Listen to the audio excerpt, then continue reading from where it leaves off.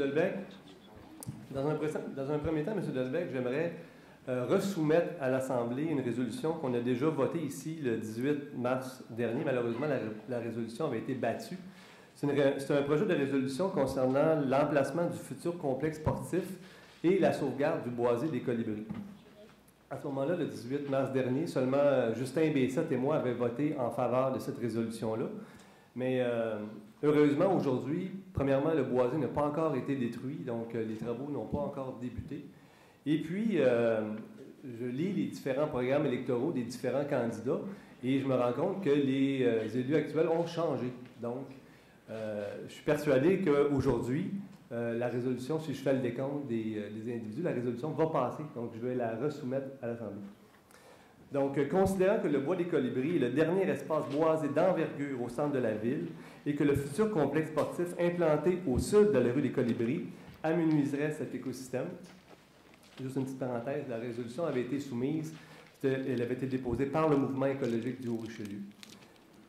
Deuxième considérant qu'un inventaire a été dressé par Maxime Tremblay et que des arbres remarquables, centenaires et susceptibles d'être désignés menacés, tels que le carrier ovale, se retrouvent sur le site de l'emplacement visé. Considérant qu'en implantant un tel projet, avec mention d'un potentiel agrandissement dans le futur, cet espace risque de subir de nouvelles destructions dans un avenir à court ou à moyen terme et ainsi réduire la mission de conservation de ces lieux. Considérant que la ville de Saint-Jean-sur-Richelieu a investi des sommes importantes pour des travaux de reboisement entrepris en 2012 avec Nature Action, à quelques mètres des lieux visés pour mieux assurer la mission de conservation des lieux. Considérant qu'en implantant le complexe sportif sur le site prévu, les arbres du site seront détruits, les travaux d'excavation modifieront le niveau de la nappe phréatique qui, une fois modifié, altérera la condition des arbres limitrophes n'ayant plus de zone tampon. Ces derniers risquent de périr à court ou à moyen terme. Considérant qu'en implantant le complexe sportif sur le site prévu, les travaux d'excavation risquent également de perturber fortement les arbres limitrophes en causant des blessures aux arbres et les remblais résultant des travaux d'excavation risquent d'étouffer ou d'écraser les racines, causant la mort des arbres à proximité. Considérant que le futur complexe sportif accueillera une clientèle plutôt jeune et que la destruction d'une parcelle de forêt pour l'implantation de ce complexe va à l'encontre de la mission éducative de la conservation de la biodiversité pour les futures générations, il est recommandé que le secteur boisé, situé au sud de la rue des Colibris, soit réservé à la conservation et à des activités éducatives en lien avec l'environnement et qu'aucun développement n'y soit permis. Alors, est-ce que j'ai un appuyeur pour la proposition? Appuyé par M. Bessette. Est-ce que tout le monde est d'accord? Moi, M. le maire, je vais voter contre. Alors, est-ce que je prends le vote? Je prends le vote à partir de M. Berthelot. M. Berthelot. M. le maire, bon, il a été, ce que M. Laplante avance est faux. Le boisé des Colibris, il est protégé, on le sait. On a depuis protégé aussi le boisé fortier. Je rappelle aux concitoyens qu'un plan initial de 30 millions de dollars qu'on avait fait, un plan de conservation, qu'on est rendu maintenant à 50 millions de dollars, ce qui représente 80% des boisés en ville que vous allez payer. Je rappelle également aussi qu'il avait été démontré que le secteur où on veut implanter présentement le centre sportif est beaucoup moins dommageable sur l'environnement que celui-ci situé en arrière du soccer. Également que jamais nous a été fourni un inventaire par M. Maxime Tremblay, qui n'a pas la formation de toute façon pour le faire, de la qualité du boisé. Et également que je ne vois pas en quoi de travaux d'excavation peuvent modifier une nappe phréatique, que ce soit où que ce soit. Alors, pour toutes ces raisons et les mêmes qui ont été déjà énoncées au mois de mars dernier, M. le maire, alors je vais voter contre la proposition et la décision a déjà été prise par le conseil municipal. M. Savard. Je vais voter contre, évidemment, pour les raisons suivantes. Le projet a déjà été déposé. On est en train de satisfaire une clientèle de jeunes qui sont en attente d'un imagine important, une activité importante pour eux autres, pour maintenir à un moment donné nos réalisations, puis nos projets qui sont à venir. Je vote contre. Mme Marcoux. Moi, je vais voter contre parce que je manque d'informations, Monsieur le maire. J'aimerais savoir avant de voter là-dessus, mais je vais voter contre, je n'ai pas le choix, il faut voter.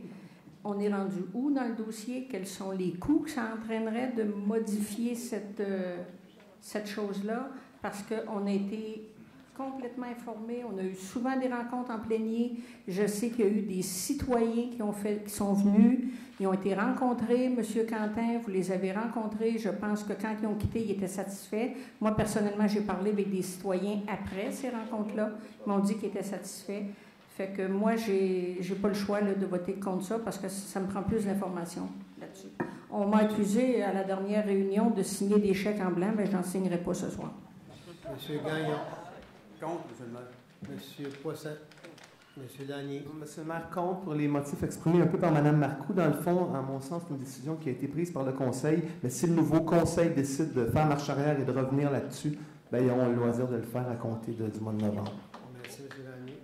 Monsieur Fontaine. Contre, le droit est déjà fait et on ne prendra pas ça. Monsieur Legrand. Monsieur le maire, contre, puis j'ai entendu M. Laplante tantôt parler de Maxime Tremblay, il le citait. Et s'il avait écouté l'ensemble de la réflexion de Maxime Tremblay, là, le centre, il ne va même pas là, parce que dans les deux cas, on coupe des arbres. Donc, si vous voulez vraiment être vert, M. Laplante, c'est la position que vous semblez vouloir prendre, là, mais déplacez-le, puis avec une option où on ne coupera aucun arbre.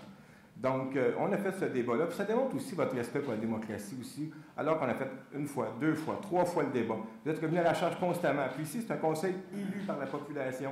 Et là, sans arrêt, vous pistonnez, puis vous dites que là, j'ai raison, et jusqu'à temps que vous ayez raison, vous allez soumettre le dossier jusqu'à temps que vous gagnez. C'est un manque de respect à la démocratie, ce que vous faites ce soir, dans une dernière séance publique, sans aviser personne. Ça démontre la grandeur de votre personnage. Tu sais, c'est incroyable. Merci, Monsieur Poisson. Oui, Paradis. Je suis contre. Monsieur Quentin.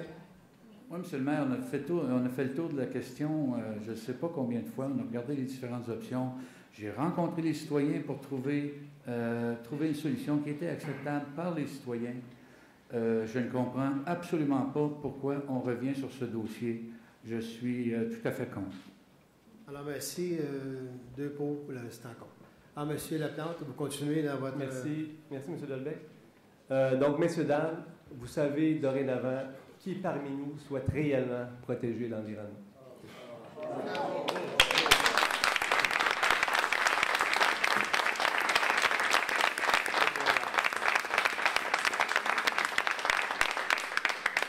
Monsieur le maire, j'aimerais profiter aussi de cette dernière assemblée, premièrement pour remercier les électeurs du district 11 qui m'ont fait confiance il y a 4 ans, mais aussi tous les électeurs de Saint-Jean qui m'ont appuyé au cours du dernier mandat.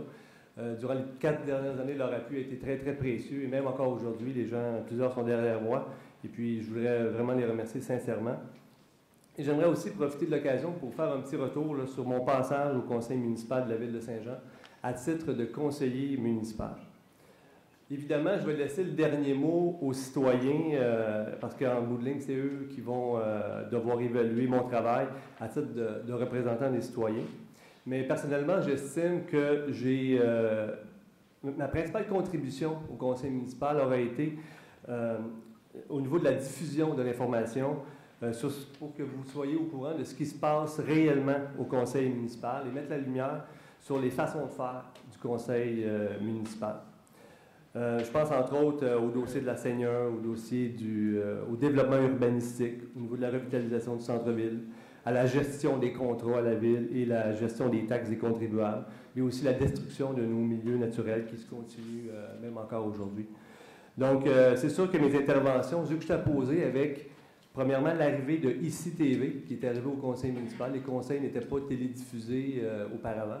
Et par la suite, la télévision du Haut-Chelu, qui s'est joint aussi au conseil.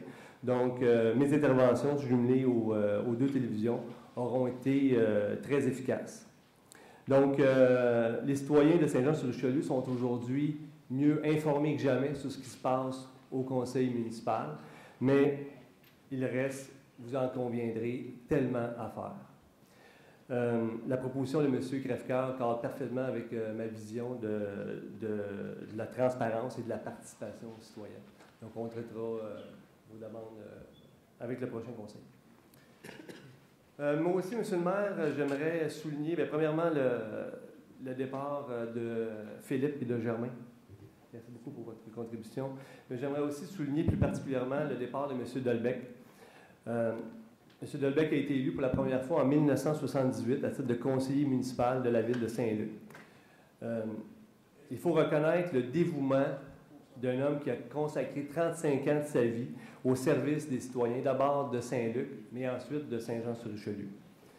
Il a réussi, M. Delbecq, à un certain moment, à rallier les forces vives de Saint-Jean-sur-Richelieu. Puis, ce n'est pas un secret, j'ai fait partie de ceux qui ont cru en sa volonté d'améliorer le sort de notre ville. Malheureusement, une fois élu, notre relation a rapidement mal tourné.